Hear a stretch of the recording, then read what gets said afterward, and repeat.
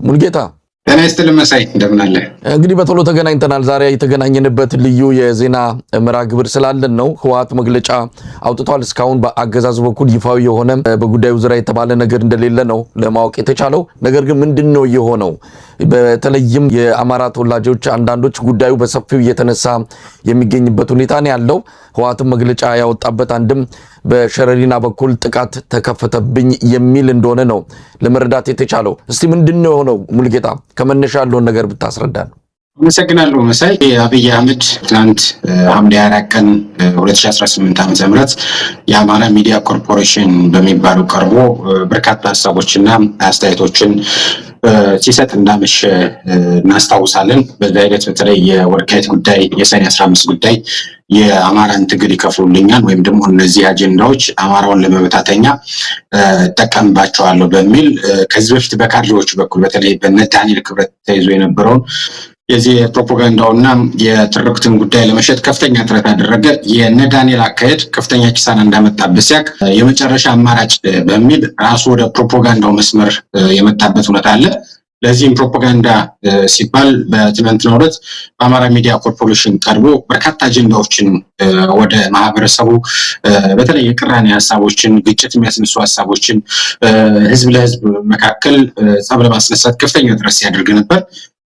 ያንም አልተሳካለትም። አብዛኛው በሚባል ደረጃ የአብይ አህመድ ሐሰተኛ ትርክት፣ ሐሰተኛ መረጃ ሲነዛበት እንዳመሸ ሲያቅ ሌሊት መረጃው ነበረ በአብዛኛው ዘንድ በተለይ ዋና የሚባሉት በፋኖ አመራሮችም እንዲሁም ደግሞ መሳይ አንተም እንደምታውቀው በትናንትናው ዕለት አብይ አህመድ ውጊያ እንደሚከፍት ይታወቅ ነበረ።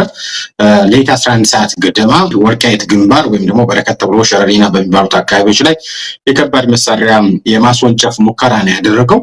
ይህን ሙከራ ያደረገበት ዋነኛ ምክንያት ትናንት በነበረው ጉዳይም በተለይ የወልቃይትን ጉዳይ የትግራይ ኃይሎች የፌዴራል መንግስቱ ነው የከለከለን፣ የፋኖ ኃይሎች ወይም ደግሞ ለአማራ እንታገላለን የሚሉ ኃይሎች ውሰዱ እያሉና ነው። ነገር ግን የከለከለን የፌዴራል መንግስቱ ነው ብለው ለእኛ ሪፖርት ያቀርቡልናል። እኛ ደግሞ ይህን ጉዳይ በህዝበ ውሳኔ ካልሆነ በስተቀር አንደኛው ጉልበት ሲያገኝ ሌላኛው እየተነሳ የግጭት ማዕከል ሆኖ መቀጠል የለበትም በሚል ሀሳብ ለመሸጥ ሙከራ አድርጓል። በትግራይ በኩል ያለው ጥያቄ ፌዴራል መንግስት ስርዓት ውስጥ በትግራይ ክልል ይተዳደር ነበር። በጦርነቱ ምክንያት ነው ያንን ቦታ ያጣ ነው። አሁን ደግሞ ለአማራ ህዝብ ህልውና እንታገላለን የሚሉ ኃይሎች ሁሉ ውሰዱት፣ አብረናችሁ እንዋጋለን፣ ይገባቸዋል እያሉን ነው። እየከለከለን ያለው የፌዴራል መንግስት ነው። የፌዴራል መንግስት ከዚህ ጉዳይ ራሱን ቢያወጣ እኛ በማንኛውም መንገድ በኃይልም ይሁን በሰላም ቦታችንን እናስመልሳለን። እንቅፋት የሆነብን የፌዴራል መንግስት ነው እንጂ ለዚህ ህዝብ የሚታገሉ ወገኖችም ጭምር ለዚህ ህዝብ እንታገላለን ባዮች ጭምር እንድንወስድ ፈቅደው የዚያ ትግል ተባባሪና አጋር ሆነዋል። እናንተ ናችሁ እንቅፋቱ ይላሉ። ይህን ሀሳብ ማንሳቱ ራሱ ሌላ ግጭት የመጥመቅና ሌላ ግጭት ቀውስ በተለይም ደግሞ ከዚህ ከሰሜነኛው ማህበረሰብ በተለይ ከትግራይና ከአማራ ህዝብ ካሉት አሁናዊ ሁኔታዎችና ትብብሮች አኳያ በማስደንገጡ ነው ዘሎና ሩጦ አማራ ሚዲያ ኮርፖሬሽን ነው የመጣው። በተለይ ከቅርብ ጊዜ ወዲህ የትግራይ ኃይሎች ፌዴራል መንግስቱ ነው ዋነኛ ጥላታችን፣ ሌላ ጥላት የምንለው ህዝብም ታጋይ የለም የሚለውን ሀሳብ ካዳመጠ በኋላ ወደ አማራ ሚዲያ ኮርፖሬሽን ቀረበ ማለት ነው። በወልቃይት ግንባር ውጊያና አገዛዙ ለምን ዓላማ አስጀመረው የሚለውን ግን በግልጽ ማስቀመጥ ያስፈልጋል። በበረከት ግንባር በኩል ከምሽቱ 11 ሰዓት አካባቢ ጀምሮ የአገዛዙ መካናይዝድ እና እግረኛ ኃይል የማጥቃት እርምጃ እንዲወስድ ትዕዛዝ አብይ አህመድ ሰጥቷል። ወደ ወታደራዊ እንቅስቃሴ መግባቱንም የግንባር መረጃዎች ከቦታው አረጋግጠዋል። አገዛዙ በዚህ ቀጠና ጥቃት ለመክፈት የተገደደበትና ከጀርባው ያቀዳቸው ዋና የፖለቲካና ወታደራዊ ፍላጎቶች ይፋ ማድረግ አስፈላጊ ነው። በመጀመሪያ ደረጃ የስርዓቱ መሪ አብይ አህመድ በአማራ ሚዲያ ኮርፖሬሽን በኩል ስለ ወልቃይት ያነሳው አጀንዳ ከተሸፈነ በኋላ ገዢ ካጣ በኋላ ህወሓትን በወልቃይት በኩል በመተንኮስ የአማራን ህዝብ ስሜት በመቀስቀስ ለጦርነቱ ተሳታፊ ለማድረግ ያለመ አጀንዳ ይዞ ነበር። ሁለተኛው ዓላማ ህወሓት በወልቃይት ግንባር በኩል እንድትገባና ቦታውን እንድትይዝ ሁኔታዎችን በማመቻቸት አገዛዙ ስልጣኑን ለማስጠበቅና ለመደራደር እንዲያስችለው የታለመ ሴራ ነው። እንግዲህ ይህን መረጃ ስናጋራ ከዚህ ቀደም ከነበሩት ከአብይ ፍላጎቶች አኳያ ከዛ በተጨማሪ ደግሞ ትናንት አማራ ሚዲያ ኮርፖሬሽን ላይ ቀርቦ ሲናገር የነበረው ህዝብ ለህዝብን ለማጋጨት ሲሄድበት የነበረውን ርቀት ታሳቢ በማድረግ ነው። ከዛ በተጨማሪ ደግሞ መሬት ላይ ካሉት ተጨባጭ መረጃዎች በመነሳት ነው። ሶስተኛ ዓላማው ደግሞ ጥቃቱ የተከፈተበት ቀጠና የኤርትራና የሱዳን ሰራዊት የሚገኙበት አጎራባች ስፍራ በመሆኑ ቀጠናዊ ጦርነት በመክፈት በዚያው ምስቅልቅል ውስጥ በመሸሸግ በተራዘመው ጦርነት ራሱን ለማትረፍ የተወጠነ ስልት ነው። በረከት የሚባለው ይሄ እንግዲህ አማካይ የሆነ ቦታ ነው። ከዚያ አካባቢ ላይ ትንኮሳ ማድረግ የሱዳን ኃይሎችም ወደ አብይ አህመድ እንዲተኩሱ፣ የህወሓት ኃይሎችም ወደ አብይ አህመድ እንዲተኩሱ፣ የኤርትራ ኃይሎችም ወደ አብይ አህመድ እንዲተኩሱ በማድረግ ቀጠናውን ዓለም አቀፍ ይዘት በማድረግ በተለይ ከደጋፊዋ ከአረብ ኤሚሬት ከፍተኛ ገንዘብና በጀት ለማስመደብ የድሮን ተተኳሽ በከፍተኛ ሁኔታ እንዲቀርብለት ማድረግና ከዛ በተጨማሪ ደግሞ የህወሓት ኃይሎች የኤርትራ ኃይሎችና የሱዳን ኃይሎች በጋራ ተባብሮ እየወጉኝ ነው የሚል ለዓለም አቀፉ ማህበረሰብ ሪፖርት ለማቅረብ ታሳቢ ያደረገ ነው። ነገር ግን አብይ አህመድ ያደረገውን ትንኮሳ በተለይ የኤርትራ ኃይሎችና የሱዳን ኃይሎች ትንኮሳ መሆኑን በተለይም ደግሞ ስቦ ለማስገባት ቀጠናዊ ጦርነት ለማድረግ እንደሆነ ስላሰቡ ወይም ደግሞ ስለተረዱ ምንም አይነት ተኩስ እንዳላደረጉ ከቦታው ያገኘነው መረጃ ያመላክታል። የህወሓት ኃይሎችም እንደዚያው የተደረገባቸውን ትንኮሳ የመመለስና እንዲሁም ደግሞ ተስቦ ያለመግባት በአብይ አህመድ መንገድ በአብይ አህመድ እቅድ ያለመሄድ ከፍተኛ ፍላጎቶች እንዳሉ ታውቋል። እንግዲህ በተለይ የህወሓት ኃይሎች ጦርነት ይከፍቱብኛል ብሎ ያሰበው አብይ አህመድ በአፋር ግንባር በተለይ የሚሌ መስመር ከዛ በተጨማሪ ደግሞ በራያና በሰቆጣ ግንባር ከዛ በተጨማሪ ደግሞ በዚህ በቤንሻንጉል ጉምዝ ግንባር ጦርነት ይከፍቱብኛል ያደርጉብኛል የሚል እቅድ ስለነበረው ስለዚህ በዚህኛው አቅጣጫ ከመክፈታቸው በፊት ወልቃይት አቅጣጫ እኔ ትንኮሳ አድርግና ከዛ ህወሓት ነው ሙከራ ያደረገብኝ በሚል ቀሪውን የአማራ ማህበረሰብ የኢትዮጵያ ህዝብ ከጎን አሰልፋለሁ የሚል የቺድ ስልት ወይም ደግሞ ተሳሳተ እቅድ በመያዝ በዚህኛው አቅጣጫ የመሞከር ፍላጎት ነበር። ነገር ግን አብይ አህመድ ባሰበው ልክ አልሄደም። ይህ በእንዲህ እንዳለ መሳይ የአገዛዙ ጥምር ጦር ተብዬ የመከላከያ ሚሊሻ መብተና ፖሊስ የሚባለው በበርካታ ግንባሮች ግዙፍ የጦር እንቅስቃሴና የኃይል ማሰባሰብ እያደረገ እንዳለ ከቦታው ያገኘናቸው መረጃዎች ያመለክታሉ። በተለያዩ ግንባር የሚገኙ የመረጃ ምንጮች ተጠቆሙት ከሆነ ከትናንት ምሽት ጀምሮ የአገዛዙ ጥምር ጦር ተብዬ በሰሜኑ የሀገሪቱ ክፍል በበርካታ አቅጣጫዎች ወታደራዊ እንቅስቃሴና የኃይል ማሰባሰብ እያደረገ እንደሆነ የደረሰን መረጃ ያመለክታል። በተገኘው የአዲስ የግንባር መረጃ መሰረት በከለዋን እና ጨርጨር አቅጣጫ ራያ ግንባር ተብሎ በሚጠራው አቅጣጫ ማለት ነው ከትናንት ምሽት ጀምሮ በርካታ መካናይዝድ ኃይል ወደ ቀጠናው እንዲጠጋ የተደረገ ሲሆን የጦር ዝግጅቱ አሁንም በከፍተኛ ሁኔታ ተጠናክሮ እንደቀጠለም ሰምተናል። ሌላኛው በሰቆጣና በጋሸና ግንባር ነው። እነዚህም በተለይ ወሳኝ ቦታዎች ናቸው። እነዚህም ቦታዎች ላለማጣት ቀደም ሲል በላሊበላ አካባቢ ተመድቦ የነበረውን 13ኛ እዝ ወደ ሰቆጣ አቅጣጫ እንዲጠጋ የተደረገ ሲሆን በተጨማሪም በደቡብ ጎንደር ከሚገኘው 10ኛ እዝ ላይ ተቀንሶ ጋሸና ላይ እንዲመደብ ትዕዛዝ ተላልፏል። በአፋር መስመር በተመሳሳይ ደቡብ እዝና ሰሜን ምስራቅ እዝ በጥምረት በአፋር በኩል ወደ ቀጠናው መጠጋታቸው ተረጋግጧል። እነዚህ አዳዲስ የኃይል እንቅስቃሴዎች አገዛዙ ሰፊ ወታደራዊ ዘመቻ ለማካሄድና ቀጠናውን ወደ አዲሱ ጥረትና ከፍተኛ የሆነ ደም ማፋሰስ ለማስገባት ያደረገው ለኛ ዝግጅት እንደሆነ ከቦታ ያገኘናቸው መረጃዎች እንግዲህ ጎጃም ቀጠና ሲንቀሳቀስ የነበረው 6ኛ ህዝብ የሚጀምረው ብርሃኑ የሚመራው ከ102ኛ ኮር በስተቀር አብዛኛው ኃይል ወደ ምዕራብ ወሎ ግንባር አብዛኛውን በሚባል ደረጃ ወደ ወሎ ቀጠና ወደ 6 እዝ የሚጠጋ 6 እዞችን ወደ ወሎ ቀጠና አስገብቷል። ሌሎች ቦታዎችንም እንደዚህ አዳዲስ ግንባር ለመክፈት አዳዲስ ጫና ለማድረግ ከፍተኛ ጥረት እያደረገ ነው። በዚህ ሂደት እንግዲህ ጦርነት ተጀመረ የሚሉ ሐሳቦችም ሲነሱ ነበር። ከዚህ በፊትም በግልጽ አስቀምጠናል። አማራው 3 ዓመት ከፍተኛ ውጊያ እያደረገ ነው። የአፋብን የህዝብ ግንኙነት መምሪያ ኃላፊም እኛ አዲስ የምንጀምረው ጦርነት የለም ነገር ግን አዳዲስ ግንባሮች ይኖራሉ እንደሚለው እያወራን ያለ ነው። ከነዚህ ግንባሮች አኳያ አብይ አህመድ አዲስ ግንባር በተለይ ከህወሓት ኃይል ጋር ብቻ ሳይሆን ከኤርትራም ጋር ከሱዳንም ጋር ከፍተኛ ደም መፋሰስ የመፈለግ አዝማሚያ እንዳለው በግልጽ ማስቀመጥ ያስፈልጋል። ይሄ ትከሻ መለካኪያ ልንለው እንችላለን ወይስ ይፋዊ የሆነ ምናልባትም ሲጠበቅ የነበረው ህወሓትና ብልጽግናው አገዛዝ ወደ ሙሉ ጦርነት ይገባሉ እየተባለ ሲገለጽ ቆይቷል። ያ ጦርነት ነው ዛሬ ተጀመረ የሚባለው ወይስ ትከሻ መለካከያ የሚባለው? በተለይ አብይ አህመድ በአማራ ማስ ሚዲያ ቀርቦ ያንን ነገር ከተናገረ በኋላ ምን ሊያደርግ እንደሚችል በቀላሉ ግምት መውሰድ ችለን ነበር። ብዙ ሰዎችም ያሉት አብይ አህመድ ምናልባት በወልቃይት በኩል ጦርነት ሊከፍት ይችላል። ምክንያቱም ዋና ተልዕኮ የአማራን ህዝብ ከጎኑ ማሰለፍ ነው። ያን ሁሉ ነገር ሲናገር የነበረው የአማራን ህዝብ ልብ አሸፍታለሁ ብሎ ነው። በዛ ስሌት መሰረት አብይ አህመድ ያንን ጦርነት ጀመረ ብለን ልንገልጽ እንችላለን ወይስ እንደው ትከሻ እየተለካካ ነው? ሰኔ 18 ቀን 2018 ዓ.ም እስከ ሰኔ 30 የሚል አዲስ ዘመቻ አውጆ ጎጃም ላይ በተለይ ደጋዳሞት ጮቄ የሚል ከፍተኛ በእነ መሐመድ ተሰማ በእነ ሜጀር ጀነራል ብርሃኑ ጥላሁን ከፍተኛ የሆነ የትንኮሳ እንቅስቃሴ ሲያደርግ ነበር። ይሄን ማነሳው ዝም ብዬ አይደለም፣ ወልቃይት ላይ ያደረገውን ነገር በግልጽ ለማስቀመጥ አጋዥ ስለሚሆን እንግዲህ በዛ ሂደት በተለይ የፋኖች ኃይሎች እቅድ እንዳይኖራቸው በራሳቸው እቅድ እንዳይመሩ እሱ በሚመራው እሱ በሚያቀደው ስትራቴጂና በተለይም ደግሞ በራሱ እቅድ እንዲመጡለት የማድረግ አዝማሚያ ነበር። ያንን ማተሳካለትም በኤአይ ያሳመረ ጮቄ ተራራን ተቆጣጠርን የሚል ከፍተኛ አጀንዳ ሲያደርግ ነበር። ቅድም በመግቢያ ላይ የህዋት ኃይሎች ጦርነት ይከፍቱበታል ብሎ ያሰበው አብይ አህመድ በራያ ግንባር፣ በሰቆጣ ግንባር፣ በአፋር ግንባርና በቤንሻንጉል ጉሙዝ ግንባር የሚል መረጃ አለ። በወልቃይት በኩል የህዋት ኃይሎች አይመጡም የሚል ግምገማ አለ በአንዳንድ ኃይሎች ዘንድ። አብይ አህመድም በወልቃይት በኩል ህዋቶች አይመጡም የሚል ግምገማ አለው። ስለዚህ በወልቃይት በኩል ትንኮሳ ላድርግና የህዋት ኃይሎችን ስቤ ወልቃይት በማስገባት የአማራውን ኃይል በተለይም ደግሞ በዚህ በወሰንና በማንነት ስንስልብ ያለው የአማራ ኃይል በብዛት እንዳለ ይታወቃል።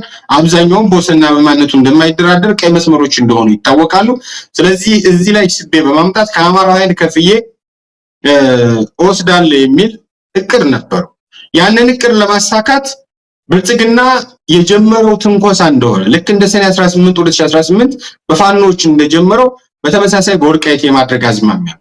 በነገራችን ላይ እዚህ ላይ ብልጽግና ይሄን ነው ያደረገው ስንል የህዋት ኃይሎችም በእንደዚህ አይነት ሁኔታ ውስጥ በተለይ ወደ ወልቃይት መስመር እንገባለን ብለው ቢያስቡ አሁን ባለንበት ነባራዊ ሁኔታ አጋርነት ትብብር በሚባልበት ደረጃ ወሰንና ማንነት ወይም ደግሞ ወልቃይትን ማዕከል ያደረገ ጠለምትን ማዕከል ያደረገ የፖለቲካ እንቅስቃሴ እናደርጋለን ቢሉ የመጨረሻ የፖለቲካ ሞት እንደሚያውቁት ያውቃሉ። ከዛ በተጨማሪ እነ ኮሎኔል ደመቀ ዘውዱ እነ ፕሮፌሰር ዳኛቸው አሰፋ እንደሚደሰኩሩት አይደለም። የፋኖ ኃይሎች ትናንት አብይ አህመድ ምን ሲል ሰማነው? የአማራ ኃይሎች ወይም ደግሞ ለአማራ እንታገላለን የሚሉት ወልቃይት እንድንወስድ ፈቅደውልናል፣ ነገር ግን የከለከለን የፌዴራል መንግስቱ ነው እያሉ የትግራይ ኃይሎች እኛን ይከሳሉ የሚል መረጃ አጋርቷል። ይሄ ዝም ብሎ በቀላል የሚታይ ጉዳይ እንዳልሆነ በግልጽ ማስቀመጥ ያስፈልጋል።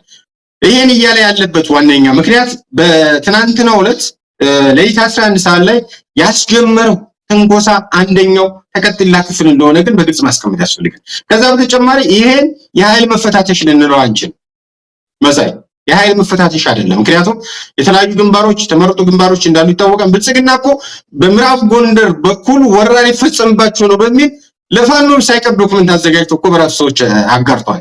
አንዳንድ መረጃዎችን ይፋ ማናደርጋቸው ስለማይጠቅሙ ነው። ነገር ግን ዶክመንት አዘጋጅቶ በዚህኛው በኩል ይገባሉ፣ በዚህኛው ያደርጋሉ። የጠለምትን፣ የወልቃይትን፣ የበረሃትን ሌሎችን ቦታዎች በግልጽ በማስቀመጥ እንደዚህ አይነት ሙከራዎችና አዝማሚያዎች ይታያሉና የኃይል መፈታተሽ ልንለው አንችልም። ብልጽግና ልክ ፋኖችን ትንኮሳ እንዳደረገው በራሳቸውን እቅድ እንዳይመሩ ሙከራ እንዳደረገው ሁሉ የህዋት ኃይሎችን በራሳቸው እቅድ እንዳይመሩ የማድረግ እንቅስቃሴ እንደሆነ በግልጽ ማስቀመጥ ያስፈልጋል። ምናልባት አሁን ያለበት ሁኔታ ይታወቃል፣ የመስፋፋት ነገር አለው። ህዋት ጦርነቱን ጀምሮት ቢሆን ዓላማው በዋናነት በአብይ አህመድ በኩል የተፈለገው የአማራን ህዝብ ከጎኑ ማሰለፍ፣ በአማራና በትግራይ መሀል ይመጣል የተባለውን አንድነት ወይም ደግሞ እየተሰራ ያለውን ትብብር ለማደፍረስና ለማሰናከል እንደሆነ ይታወቃልና ህዋት ገፍቶ ሄደዋል ወይ? እንግዲህ ወራሪ ከሆነ ህዋት ትንኮሳ አድርጎ ወልቃይትን ለመያዝ ካቀደም እንደው ጦርነቱ ገፋ ብሎ ወደ ወልቃይት ወደ ውስጥ የዘለቀበት ሁኔታ አለ ወይስ እዛው የተባለበት ቦታ ብቻ ነው ውጊያ እየተደረገ ያለው? እንግዲህ አብይ አህመድ ለይት ትንኮሳ ካደረገ በኋላ ውጊያው አልተስፋፋም። የከባድ መሳሪያ ልውጦች ነበሩ፣ የክላሽ ውጊያ እንደነበረም ሰምተናል። ነገር ግን ውጊያው እንዳልተስፋፋ ታውቋል። አንደኛ ህወሓት ቀዳሚ ተኳሽ ቢሆን ኖሮ ወይም ደግሞ ውጊያውን ቢጀምር ኖሮ በአንድ ግንባር እንደማይጀምር ይታወቃል። በርካታ ግንባሮች አሉት። ራያ ግንባር ከፍተኛ የሆነ ኃይል ያለው የህወሓት ኃይል አለ። በሌሎችም ግንባሮች እንደዚሁ በተመሳሳይ እነዚያ ጭምር የሚጀመሩበት ነበር። አንደኛው በጣም አስቂኝ የሚያደርገው በአንድ ግንባር ብቻ ህወሓት ጦርነት ሊከፍት አይችልም። ከዚህ በፊትም ያየነው በሰሜኑ ጦርነት ጊዜ በአንድ ግንባር አይደለም ሲዋጋ የነበረው፣ በተለያየ ግንባር ነው ሲዋጋ የነበረው። ይህን ሾርት ሚሞሪ እንዳለን እነዛ ምን መስለው ይመስለዋል እና በዛ በኩል ሙከራ አድርጎ ከዛ በኋላ ውጊያው የቆመ በተለይም ደግሞ ፌደራል መንግስቱ እንደተቆጣጠረው ከዛ በተጨማሪ ደግሞ አንዳንድ የፖለቲካ ዘገምተኞች ከአብይ አህመድ ጋር ውሎና ዳራቸውን ያደረጉ በአማራ ስም የሚምሉ ለወልቃይት ብቸኛ እኛን ተቆርቋሪ የሚሉ ኃይሎች ደግሞ በዚህ ፕሮፓጋንዳና እንቅስቃሴ ውስጥ በሰፊው እያስተዋል እንገኛለን። በነገራችን ላይ እንደው ወደ ኋላ እንነሳው እንችላለን። እነዚህ ኃይሎች እንደው ቆም ብሎ ቢያስቡ ማለት እንፈልጋለን። ምክንያቱም አሁን ላይ የወልቃይትን ጉዳይ፣ የራያን ጉዳይ፣ የጠለምትን ጉዳይ፣ ሌሎቹንም ጉዳዮች በተመለከተ ከፋኖ በላይ የሚቆረቆርለት የለም። ፋኖ የወጣበት ዋነኛው ምክንያት የአብይ አህመድ አገዛዝ ለኛ ይጠቅመናል፣ የወሰንና ማንነት ጉዳያችን ምላሽ አይሰጠንም። ስለዚህ በአግባቡ ራሳችን አደራጅተን ተቀናጅተን ልናስከብር ይገባል ብሎ የወጣውን ኃይል ለህወሓት ርስት ሻጭ ርስት አስመላሽ የአብይ አህመድን ቃል አምነው የአብይ አህመድን የአማራ ሚዲያ ኮርፖሬሽን ንግግር ሊተነትኑልን የሚፈልጉ በርካታ ኃይሎች አሉ። ይሄ በጣም አስቂኝ አስነዋሪም ነው። በነገራችን አማራ የህልውና አደጋ ገጥሞታል እየተባለ አማራ በሁሉም ግንባሮች ከፍተኛ ጫና አለበት እየተባለ ነገር ግን ከዛ በተቃራኒ መልኩ ከፍተኛ ጫናዎች በአማራ ኃይሎች በተለይም ደግሞ በፋኖ ኃይል ከፍተኛ ጫና ለማድረግ ሙከራ እየተደረገ ነው። ይሄ ብልጽግና መንገድ ነው። ይሄ ብልጽግና አጀንዳ ነው። ይሄ ብልጽግና ስልታዊ መንገድ እንደሆነ ስትራቴጂም ነድፎ የሚንቀሳቀስበት እንደሆነ ግን በግልጽ ማስቀመጥ ያስፈልጋል። በወልቃይት በኩል ያለው ነባራዊ ሁኔታ አሁን ላይ ምንም በሚባል ደረጃ ተኩስ እንደሌለ ከቦታው ያገኘሁት መረጃ ያመለክታል። ሙሉጌታ እንግዲህ ነጠብጣቦችን ገጣጥሞ አንድ ስዕል ማየት የሚቻል ይመስላል። አብይ አህመድ ለረጅም ጊዜ ስጋት ላይ ነበረ። ጽምዶም ትብብርም የትኛውም ስም ይሰጠው እነዚህ ኃይሎች ተባብረው ከመጡ ከፍተኛ የሆነ የህልውና አደጋ ብልጽግና ይገጥመዋል የሚል በወታደራዊ ጀነራሎቹም በፖለቲካ አመራሮችም ሲገለጽ ነበረ። ያንን እንዴት ማኮላሸት አለብን የሚለው ስትራቴጂንም እንደዚሁ በየጊዜው ፍንጩን እያገኘን እኛም ስናጋለጥ እንደነበረ የሚታወስ ነው። አሁን ምክክር የሚሉት ቲያትር አዲስ አበባ ላይ የተከናወነ ጦርነት ደግሞ ከፍቷል። ራሱ ነው የከፈተው። ምናልባት አንዳንዶች እንደሚሉት የምክክር ጉባኤውን ውሃ በላው፣ ውሃ ቸለሰበት ነው የተባለው። ይሄ በዓለም አቀፍ ደረጃ ለአብይ አህመድም ገጽታ መጥፎ እንደምታ እንዳለው ነው የሚገለጸው። ምክንያቱም ጦርነት እያካሄድክ በዚህ በኩል ምክክር ልታደርግ የምትችልበት ምንም አይነት ምክንያታዊ የሆነ ነገር ልታቀርብ አትችልም። ለማንኛውም የአብይ አህመድ እቅድ የአማራውን ህዝብ ጎትቶ እዚህ ጦርነት ውስጥ ማስገባትና ከህወሓት ከትግራይ ኃይሎች ጋር ማጋጨት እንደሆነ ይታወቃል። አንዳንድ እንቅስቃሴዎችንም እያየን ነው። በተለያዩ የአማራ አካባቢዎች አፈሳ ተጀምሯል። ወልቃይት ልትያዝ ነው፣ ወልቃይትን ህወሓት በኃይል ሊወስድ ስለሆነ ከተከዜ ዘብ ጋር አብራችሁ ተሰልፋችሁ ከመከላከያ ጎን ሆናችሁ ወልቃይትን አድኑ የሚል ቅስቀሳ በየከተማው እየተደረገ እንዳለም እያየን ነው። የአማራ ህዝብ አቋም ምን መሆን አለበት? በዚህ ጊዜ ላይ ህወሓት እንግዲህ የነበረው ከአማራ ህዝብ ጋር በአጠቃላይ በኢትዮጵያ ታሪክ ውስጥ ያለው ሚና ይታወቃል። ያንን እየመዘዙ እያመጡ አሁን ላይ የአማራ ህዝብም ከብልጽግና ጎን ተሰልፎ ህወሓትን እንዲዋጋ ሰፊ ቅስቀሳ እየተደረገ ነው። ይህንን ደግሞ በፊት አውራሪነት ከሚያደርጉት አንዱ የአማራ ተወላጅ የሆኑ በተለይም ደግሞ ከወልቃይት ጉዳይ ጋር በተያያዘ ሌላ ምንም ነገር የማይታያቸው ይሄ ብቻ የህልውና ጉዳይ አድርገው የወሰዱ ብዙ የፖለቲካ ሰዎችም አሉ፣ አክቲቪስቶችም አሉ። የአማራ ህዝብ ሚና ምን መሆን አለበት በዚህ ወቅት ላይ? አመሰግናለሁ መሳይ፣ ጥሩ ጥያቄ ነው ያነሳልኝ። የአማራ ህዝብ እንግዲህ አሁን ላይ የህልውና አደጋ ገጥሞኛም ብሏል። ስለዚህ የህልውና አደጋ የገጠመው ማህበረሰብ ከህልውናው የሚበልጥ የትኛውም አይነት አጀንዳ እንደሌለ በግልጽ ማስቀመጥ ያስፈልጋል። ያ ሲባል የአማራ ህዝብ ጥያቄዎች፣ የአማራ ህዝብ ቀይ መስመሮች ይጣሱ ማለት አይደለም። ከዛ በተጨማሪ ግማሽ የፋኖ ደጋፊ መሳዮች ነገር ግን የብልጽግና አማራዎች የአብይ አማሮች በርካቶች የሚጋሩት ሐሳብ ነው። አሁን በተጨባጭ እያየነው ያለነው ጉዳይ ይሄ ነው። የአብይ አማሮች በከፍተኛ ሁኔታ የወልቃይት ጉዳይ የአማራ ጉዳይ ሳይሆን የአንድ ሰፈር ያውም ደግሞ የአንድ አካባቢ ያውም ደግሞ የሆነ የጠባብ ቡድን እንዲሆን ለማድረግ በከፍተኛ ስራ ይሰራ ነው። ይሄ አገዛዙ ሴራ ነው። በዚህ ጉዳይ ላይ በእንደዚህ አይነት እንቅስቃሴ እየተንቀሳቀሱ ያሉ ሰዎችን ተው ማለት አይቻልም። ምክንያቱም አቅደውበት በጀት ይዘው ስትራቴጂ ነድፈው እየተንቀሳቀሱበት ያለ ስለሆነ እነዚህ ሰዎች መከራ የምታድናቸው ሰዎች አሉ። ስማቸውን መጥራት የዛን ያህል አስፈላጊ አይደለም። አብዛኛው ሰው ማን ምን እየሰራ እንደሆነ ምን እያደረገ እንደሆነ ስለሚያውቃቸው ማለት ነው። በተለይ ጎንደርን ማዕከል አድርገው ከጎንደርም ደግሞ ወልቃይትን ለብቻው ኮርነር ለማድረግ ለማስመታት ከፍተኛ ስራ ይሰራ ነው በነገራችን ላይ።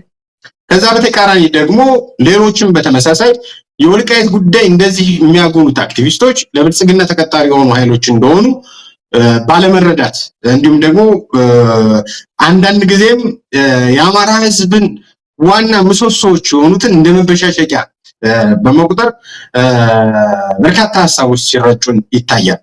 በዚህኛው በኩል እንግዲህ በብልጽግና በኩል ያሉትን መምከር አይቻልም። ምክንያቱም በራሳቸው መስመር እየተጓዙ ያሉ ኃይሎች እንደሆኑ ይታወቃሉ።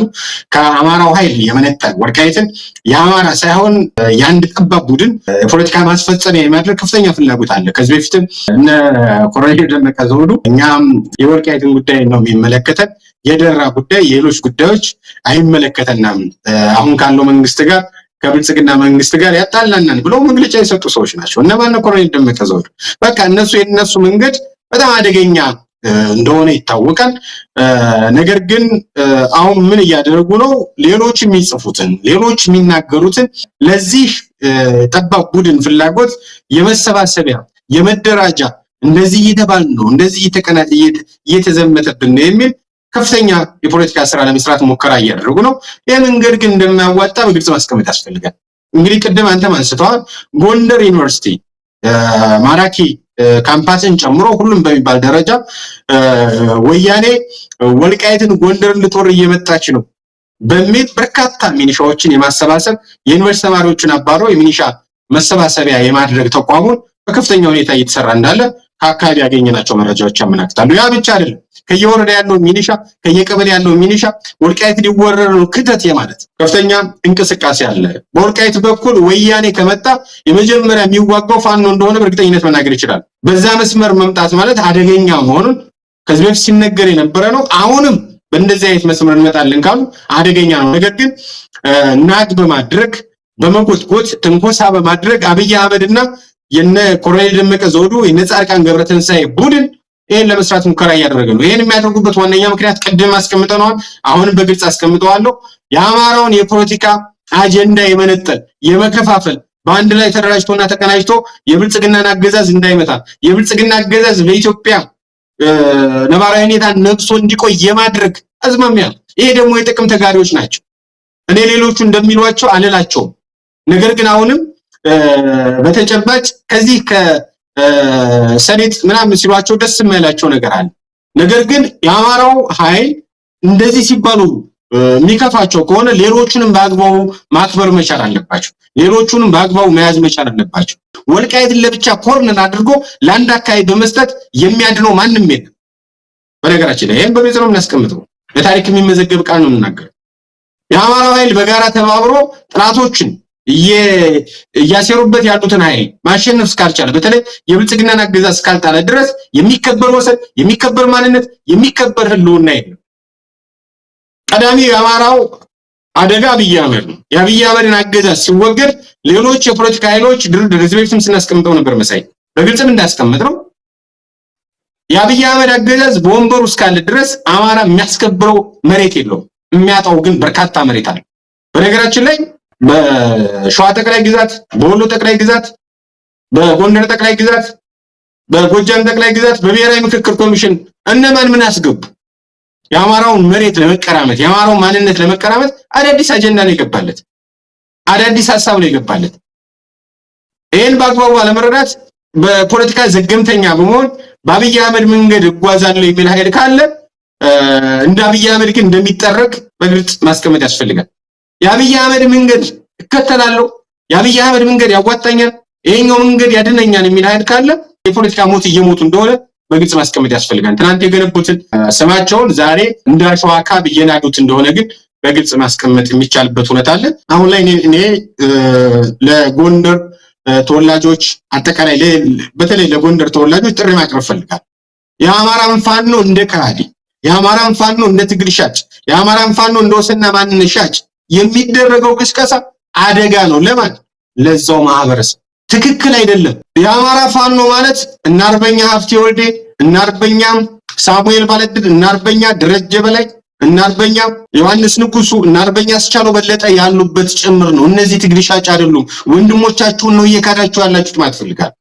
ትክክል አይደለም።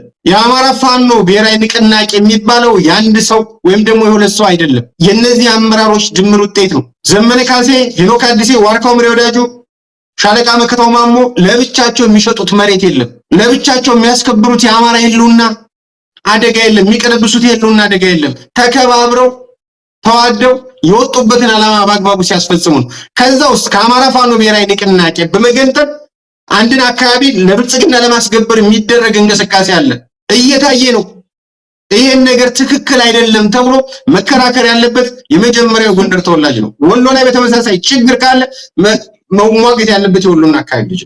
ምክንያቱም ሌሎቹ ሲናገሩት እንደዚህ ተባልን ብለው ለመደራጃ እየተጠቀሙበት ስላየሁት ነው፣ ስላስተዋልኩት። አሁንም ቆም ብሎ ማሰብ ከገጠመን የሉና አደጋ አኳያ እያንዳንዱን ነገር መገምገም ያስፈልጋል። ፋኖዎችም በትክክል መረዳት ያለባቸው እውነት ቢኖር የህልውና ታጋይ ይምሰሉ። በነገራችን ላይ መሳይ በርካታ ብልጽግና አጀንዳ ይሰነዝራል። በዛ ጉዳይ ላይ ተከታትሎ የብልጽግናን አጀንዳ ማምከን ጉዳይ የፋኖ ኃይሎች በተለይ አፋብን እንደተቋም ዘገምተኛ ሆኗል፣ የፖለቲካ ዘገምተኛ ሆኗል። ትክክል አይደለም። ብልጽግና በየዕለቱ በሚባል ደረጃ በአማራ ህዝብ የፖለቲካ እንቅስቃሴ ላይ እያቀረሸ ፖለቲካውን ወደ ኋላ ለመመለስ እንቅስቃሴ እያደረገ አፋብን ግን እንደ ተቋም አክት እያደረገ አይደለም። ትክክል አይደለም። የፋኖ ኃይሎች እንደዚህ እያደረጉ ነው ብሎ ሲናገር ልክ አይደለም ተብሎ በአግባቡ በተቋም ደረጃ አርበኛ ስረስ በየወቅቱ የወጣ መግለጫ ማብራሪያ እንደሚሰጥ አውቃለሁ። ነገር ግን በተቋም ደረጃ መግለጫ መስጠት ያለባቸው ጉዳዮች ላይ የመዘግየት አዝማሚያ አሉ። እየሰጧቸው ያሉትን አደንቃለሁ። ነገር ግን በብልጽግና አጀንዳ የሚመሩ ወይም ደግሞ ብልጽግና እየወጣ በተናገረ ቁጥር እነሱ መግለጫ ይስጡ ማለት አይደለም። ነገር ግን መግለጫ በሚያስፈልጋቸው ጉዳዮች ላይ መግለጫ ያለመስጠት አዝማሚያዎች አሉ። ይሄ ትክክል አይደለም። ፖለቲካ ነጥብ ያስጥላቸዋል። ትክክል አለመሆን በግልጽ ማስቀመጥ ያስፈልጋል። ሌላው አማራ በተለይ የወልቃይትን ጉዳይ እንደመበሻሸቂያ የሚቆጥር ከጎንደር ውጭ ያለ አማራም ቆም ብሎ ማሰብ መቻል አለበት። ወልቃይት መበሻሸቂያ አይደላችሁ። ወልቃይት ርስታችንና ማንነታችን ነው። ወልቃይት የመታገያ መስመራችን ነው። ወልቃይት ሁሉ ነገራችን ነው። በነገራችን ላይ ወልቃይትን ስለማቀው በአግባቡ እናገር። ወልቃይትን ለተረዳ፣ ወልቃይትን ላየ፣ ወልቃይትን በአግባቡ ለገመገመ በወልቃይት ጉዳይ የተሳሳተ ነገር መናገር አይችልም። በወልቃይት ጉዳይ የተቃረነ ነገር ከአማራ የተቃረነ ነገር መናገር አይችልም። ይሄን በግልጽ ማስቀመጥ ያስፈልጋል። ስለዚህ አሁን የመጨረሻው ጊዜ እየመጣ ይመስላል። በሚቀጥሉት 2-3 ሳምንታት የምናያቸው ነገሮች እንደሚኖሩ እንጠብቃለን። ይሄ የአማራ ህዝብ ጦርነት አይደለም። አሁን አብይ አህመድ የጀመረው ይሄ የአብይ አህመድ ጦርነት ነው። የአማራ ህዝብ አንድ ልጁን ለዚህ ጦርነት መገበር የለበትም። ያለፉት 8 ዓመታት ይበቃል። ወልቃይትንና ራያን ብቻ አይደለም የአማራ ህዝብ ያጣው። በአብይ አህመድ ዘመን አዲስ አበባን ጭምር ሌላውንም የኢትዮጵያ ክፍል አማራ እንደ ኢትዮጵያዊነቱ እንዳይኖር ነው የተደረገው። ከአብይ የበለጠ የአማራ ጠላት የለም። እነ ታየ ደንደዓ እኮ በሚስጥር አብይ አህመድ የሚያደርገውን ፕሮጀክት በአደባባይ ያጋልጠውታል። እንደ አብይ አህመድ ለአማራ ህዝብ ጠላት የለም። ይህን ሰው ይዞ ወልቃይትን እናድናለን ብሎ ዋጋ የሚከፍል አማራ በዚህ ወቅት ላይ ሊኖር አይገባም። ሁለት ሀሳቦችን በግልጽ ማስቀመጥ ያስፈልጋል። ፋኖ አሁንም የውስጥ አንድነቱን ማጠናከር መቻል አለበት። ያላለቁ አደረጃጀቶችን በአግባቡ ማጠናቀቅ መቻል አለበት። እንግዲህ አይቀር የሆነ አዳዲስ ጦርነቶች መፋፋማቸው አይቀር ነው። የብልጽግና አገዛዝም ወደ መጨረሻው እየደረሰ ይመስላል።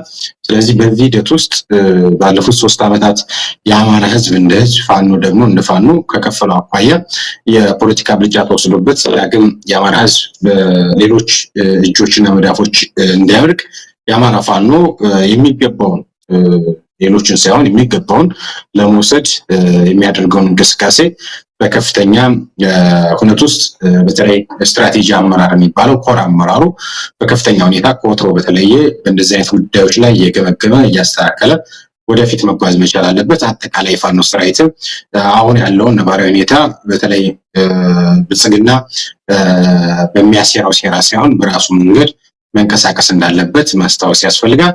የአማራ ህዝብ የአብይ አህመድ አገዛዝ አዳዲስ ጦርነቶች በተለያዩ ግንባሮች ለመክፈት ከፍተኛ እንቅስቃሴ እያደረገ ነው። በዚህ ሂደት የጦርነት ሜዳው ባይ ዲፎልት የሚሆነው አማራ ክልል ነው። ስለዚህ ራስን የመጠበቂያ ስልቶችን በአግባቡ መለየት፣ ከዛ በተጨማሪ ደግሞ ስንቅ መሰል ነገሮችን የማዘጋጀት በባንክ ቤት ብር ካሉ እነዛን ብሮች ማውጣት። ምክንያቱም አብይ አህመድ ሙሉ በሙሉ በሚባል ደረጃ ባንኮች የሚዘጋ የሚችልበት ሁኔታ አለ። ስንቅ ዝግጅት በከፍተኛ ሁኔታ ለፋኖ ኃይሎችን ለራሱን ጨምሮ የማድረግ እንቅስቃሴ ማድረግ መቻል አለበት። ከዛ በተጨማሪ ደግሞ በአብይ አህመድ እና በአብይ አህመድ ቡድኑ የሚነገሩትን እያንዳንዱ መረጃዎች ማመን ማቆም እንዳለበት በግልጽ ማስቀመጥ ያስፈልጋል። ምክንያቱም አብይ አህመድ በራሱ መንገድ የአማራ ህዝብን ወደ ሌላ ጦርነት ለማገር ከፍተኛ እንቅስቃሴ እያደረገ ነው። ስለዚህ የአብይ አህመድ መንገድ ተጋሪ እንዳይሆን ከፍተኛ ጥንቃቄ ማድረግ መቻል አለበት። ሚዲያዎችን በተመሳሳይ 724 በሚባል ደረጃ ንቁ ሆነው የአብይ አህመድን የፕሮፓጋንዳ እንቅስቃሴ፣ ሐሰተኛ መረጃዎች፣ መሰል መረጃዎችን በአግባቡ የማጋለጥና የመስራት ኃላፊነት እንዳለባቸው ማስታወስ እንፈልጋለን። እኛም እንደዚሁ በተመሳሳይ አዳዲስ ነገሮች ሲኖሩ እንደዚህ በአስቸኳይ ሁኔታ እየገባንም መረጃዎችን የማድረስ ስራችን አጠናክረን እንቀጥላለን። እየተከታተላችሁ ያላችሁ አድማጭ ተመልካቾችም ኢንተርኔት የሌለው ሀሳቡን የማይደርሰው በአንድም ሌላ መንገድ የብልጽግና መንገድ ተጋሪ እንዲሆን በብልጽግና ሴራ ተጠርፎ እንዲያውቅ ለቤተሰቦቻችሁ እየደወላችሁ ለተለያዩ ድር ኃላፊዎች፣ ለቁር ኃላፊዎች፣ ለቤተክርስቲያን መምህራኖች በመደወል እየሆነ ያለውን ነገር በአግባቡ መስራት ያስፈልጋል። ምክንያቱም የብልጽግና ካድሬዎች ወደ መሬት በመውረድ በቤተክርስቲያን በተለያዩ የፖለቲካ ማዕከላት ለመስራት የፖለቲካ እንቅስቃሴ ለማድረግ ከፍተኛ እንቅስቃሴ እያደረጉ እንደሆነ ከሚደርሱ መረጃዎች ያመለክታሉ። ስለዚህ የብልጽግናን መንገድ አንድ እርምጃ ከተቻለ 2 እና 3 እርምጃ መቅደም፣ ካልተቻለ ግን አንድ እርምጃ ቀድሞ የብልጽግናን ሴራ ማፍረስ ያስፈልጋል። ይህን ማድረግ ከቻል ብልጽግና ሽጦት የሚያድረው ምንም አይነት ሀሳብ፣ ምንም አይነት አጀንዳ፣ ምንም አይነት ሴራ እንደሌለ መረዳት ያስፈልጋል ማለት ፈልጋለሁ። ይሄው ነው። አመሰግናለሁ። ሙሉጌታ እንግዲህ ነገሮችን እንከታተላለን። ምናልባት ሽልም ከሆነ ይገፋል፣ ቦርጭም ከሆነ ይጠፋል ነው ጦርነቱ። አብይ አህመድ የሚቀጥለው ከሆነ ዛሬ ነገን ከነገ ወዲያን አይተን አጠቃላይ ያለውን ስዕል ልንመለከት ልንረዳ የምንችልበት ሁኔታ እንደሚፈጠር በማመን እንግዲህ ጉዳዩ ላይ ሰፊ ትኩረት መስጠት እንደሚገባን እናምናለን። ተመልካቾቻችን በወልቃይት አቅጣጫ አብይ አህመድ የከፈተውን ጥቃት በተመለከተ የደረሱንን አንዳንድ መረጃዎች ያቀረብንበት የዕለቱ የአንከር የመረጃ ክፍለ ጊዜ ይመስላል። ከሙሉጌታ አንበርብር ጋር በመሆን እንሰናበታችኋለን። መልካም ጊዜ